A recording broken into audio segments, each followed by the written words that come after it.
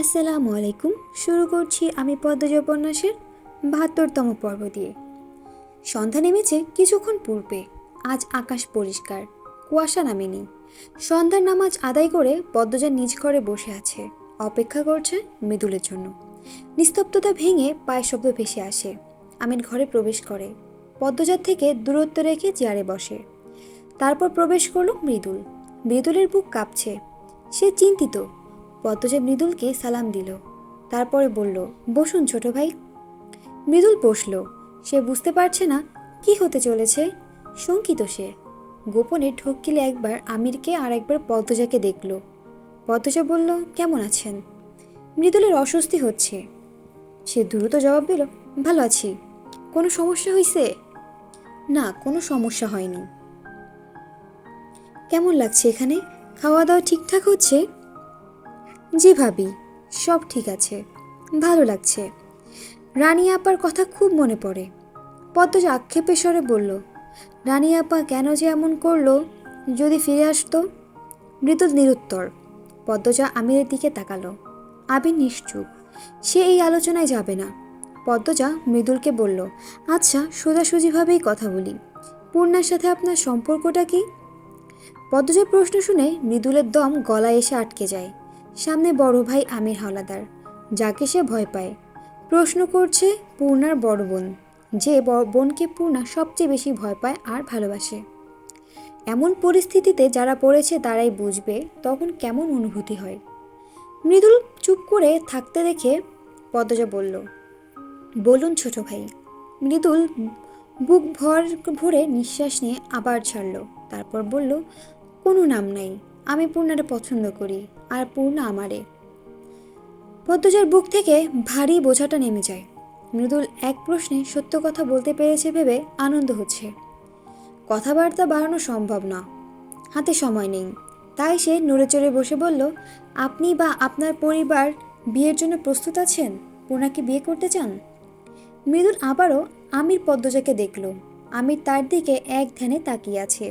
সে নীরব দর্শক। মৃদুল বুঝতে পারছে না কিভাবে জবাব দিলে ভদ্র দেখাবে। প্রেমিকার অভিভাবকের সাথে কথা বলার জন্য আলাদা কলিজা লাগে। মৃদুল এক হাতে মাথা চুলকালো। পদ্মজার কেন যেন হাসি পায়, কিন্তু চোখে মুখে গাম্ভীর্য ধরে রাখে। এই মুহূর্তে সে পাত্রীর অভিভাবক। মৃদুল ধীরে সুস্থে বলল, আম্মা আব্বা অনেকদিন ধরেই বিয়ের কথা বলতেছে, আমি রাজি ছিলাম না, এখন রাজি আছি। পদ্মজা মৃদুলকে আগাগোড়া পরখ করে নিয়ে বলল, বিয়ের ক্ষেত্রে গায়ের রং নিয়ে আপনার মতামত কি?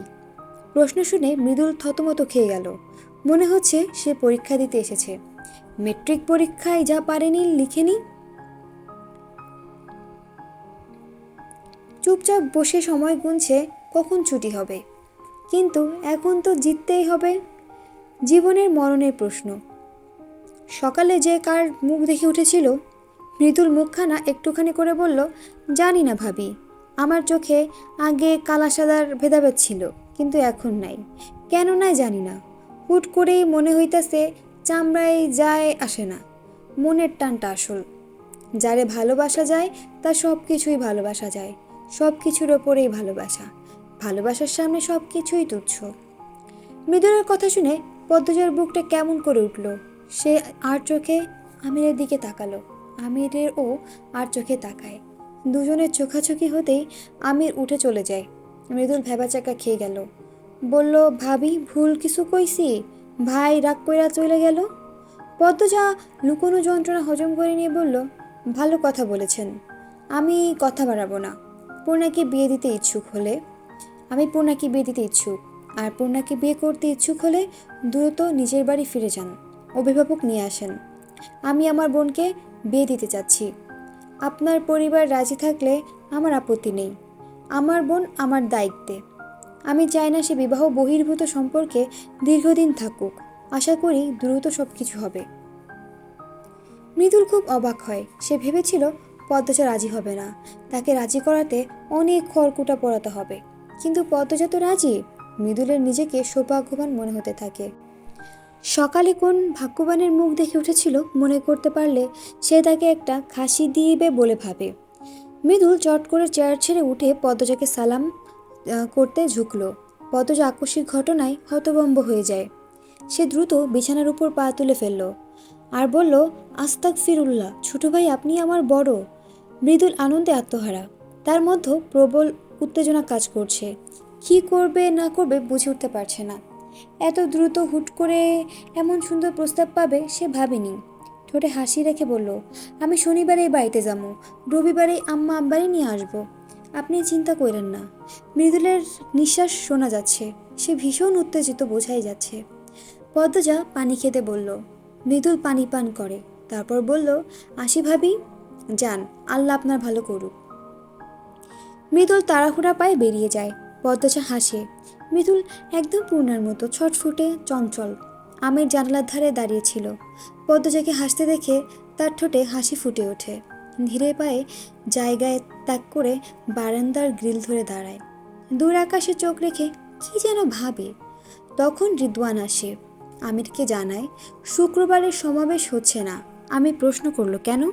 শীতের কাপড় এখনো আসেনি, কাল দিন পরই শুক্রবার। আব্বার কাজই এমন। ভাগ্য ভালো গ্রামবাসীকে আগে দাওয়াত দেওয়া হয়নি, শুধু চেয়ারম্যানদের দেওয়া হয়েছিল। সমাবেশ যে হচ্ছে না তাতে জানানো হয়েছে। হয়েছে, তুই কি আমার সাথে বের হবি? অন্যদিকে যাব আমি। রাতের ঘটনা শুনলাম। আরভিদের লাশটা কি করা হয়েছে? যা করা হয়েছে বা যা করা হয় তাই হয়েছে।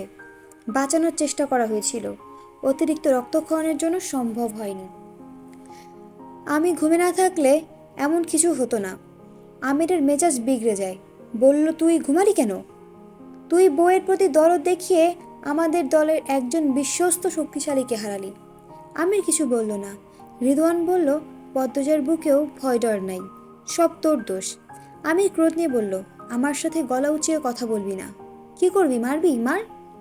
আমির দাঁতে দাঁত লাগিয়ে কিরমির করে বলল, রিদওয়ান, মুখ নিয়ন্ত্রণ কর, নয়তো বিছানায় না সোজা কবরে যাবি। পুরনো প্রতিশোধ নিয়ে নেব। রিদওয়ান আমিরের দিকে অগ্নিদৃষ্টি ছুড়ে দিয়ে চলে যায়। আমির গ্রিল খামচে ধরে, তার কপাল থেকে খাম ঝরতে থাকে। রেগে গেলেই তার কপাল ঘামে। ফরিনা ঘর অন্ধকার করে ডুবে আছে। মজিদ হাওলাদার আলাদা থাকেন। পদ্মজা ঘরে ঢুকে আগে হারিকেন জ্বালালো, বিছানার এক কোণে রেখে ফরিনার পাশে বসলো। ফরিনা ঘুমাচ্ছেন, নিঃশ্বাস নিচ্ছে ঘন ঘন। দেখে মনে হচ্ছে কেউ রুহুর গলা চেপে ধরে রেখেছে। ফরিনা নিঃশ্বাস নেওয়ার জন্য ছটফট করছেন। পদ্মজার বুকটা ব্যথায় ভরে ওঠে। সে ফরিনার চুলে বিলি কেটে দেয়, আর এক হাতে ফরিনার এক হাত শক্ত করে ধরে। হাত দুটো নিস্তেজ, নরম, যেন মরে যে গেছে। পদ্মজার কষ্ট হয়, মনে হয় প্রথম হাওলাদার বাড়িতে প্রবেশ করার কথা। কত মানুষ ছিল। লাবণ্য বিলেত পড়তে চলে গেল। শুনেছি লাবণ্য বিলেতের এক ছেলেকে বিয়ে করতে চলেছে। আমির অনুমতি দিয়েছে। ফরিনা কষ্ট পেয়েছেন। রানী আপা কোথায় চলে গেল কে জানে। কষ্টের পরিমাণ কতটা বেশি হলে একটা মানুষ এভাবে হারিয়ে যায়। মদনকে আজ সারাদিন দেখা যায়নি, কোথায় সে? ফরিনা চোখ খুললেন। পদ্মজা দেখে মৃদু হাসলেন। পদ্মজা বলল, কেমন আছেন আম্মা? কোথায় কষ্ট হচ্ছে? ফরিনা পদ্মজার এক হাত ধরে বলল, তুমি আইসো মা? আসছি আম্মা। কিছু লাগবে? ফরিনার কথা বলতে খুব কষ্ট হয়। সারা শরীর আগুনে পুরানো জারা পোড়া। ঘরটাকে মৃত্যুপুরী মনে হয়। পৃথিবী তাকে আর রাখতে চাইছে না, ঠেলে যেন সরিয়ে দিচ্ছে অজানা জগতে। তিনি সময় নিয়ে বললেন, কিছু লাগবে না মা, তুমি আমার ধারে থাহো। পদ্মজা ফরিনার মাথায় হাত বুলিয়ে দিয়ে বলল, আসি আম্মা, আমি আছি। ফরিনা হারিকেনের নিভু আলোয় পুরো ঘরটাকে দেখলেন, পদ্মজাকে দেখলেন। আচমকা ডান পা বিরতহীনভাবে কাঁপতে থাকে। তিনি পদ্মজার শাড়ি খামচে ধরে ভয়ার্ত স্বরে বললেন, আমারে নিয়ে যাইতেছে, আমারে ধরো পদ্মজা, আমারে ধরো, আমারে নিয়ে যাইতেছে। যা যা এখান থেকে যা। তিনি কাঁদতে থাকেন। পদ্মজা ভয় পেয়ে যায়। এক হাতে ফরিনার ডান পা চেপে ধরে। ধীরে ধীরে কাঁপাকাঁপি থেমে যায়। পদ্মজা দ্রুত ফরিনাকে পানি পান করালো, তারপর বলল, কিছু হয়নি আম্মা, কেউ নেই এখানে, আপনি মিছিমিছি ভয় পাচ্ছেন। ফরিনা ভীত কণ্ঠে উচ্চারণ করলেন, কেউ নাই? না নেই, ঘুমানোর চেষ্টা করুন আম্মা। ফরিনা পদ্মজার দুই হাত আঁকড়ে ধরে চোখ বুঝেন। পদ্মজা ছাড়া মানুষটার কেউ নেই। তিনি পদ্মজাকে কতটা বিশ্বাস করেন, ভরসা করেন, সেটা হাত ধরে ধরা দেখলেই বোঝা যাচ্ছে। বসে থাকতে থাকতে পদ্মজার দুটি চোখ লেগে আসে। তখন ফরিনা চোখ খুলে বললেন, আমার আম্মার নাম ফুলবানু আসিল, রামপুরার সেরি। পদ্মজার ঘুম ছেড়ে যায়। সে নড়েচড়ে বসে। আরও একটি জীবনের গোপন অধ্যায়ের সাক্ষী হতে চলেছে পদ্মজা। ফরিনার চোখের দৃষ্টি ছাদে। তারা দুজন ছাড়া কোথাও কেউ নেই। বাইরে থেকে শেয়ালের হাঁক ভেসে আসছে। ফুলবানু দেখতে সুন্দর ছিল বলে তার নাম ছিল ফুলবানু। ফুলবানুর মা মারা যায় যখন ফুলবানুর বয়স 6। বাবার আদরেই বড় হয়। যখন ফুলবানুর 14 বছর বয়স, তখন বনেদি এক পরিবার থেকে বিয়ের প্রস্তাব আসে। তাদের যৌতুকের চাহিদা অনেক, তাও ফুলবানুর বাবা রাজি ছিলেন। জমি জমা গরু ছাগল বেচে মেয়ের বিয়ে দিলেন। এটাই যে সেই মেয়ে ছিল। আর একটাই মেয়ে ছিল। মেয়ের সুখী তো সব। ফুলবানুর সংসার 2 মাসের বেশি ভালো যায়নি। স্বামীর চাপ দেয় যৌতুকের জন্য। ফুলবানু সে খবর তার বাবার কাছে পাঠায়।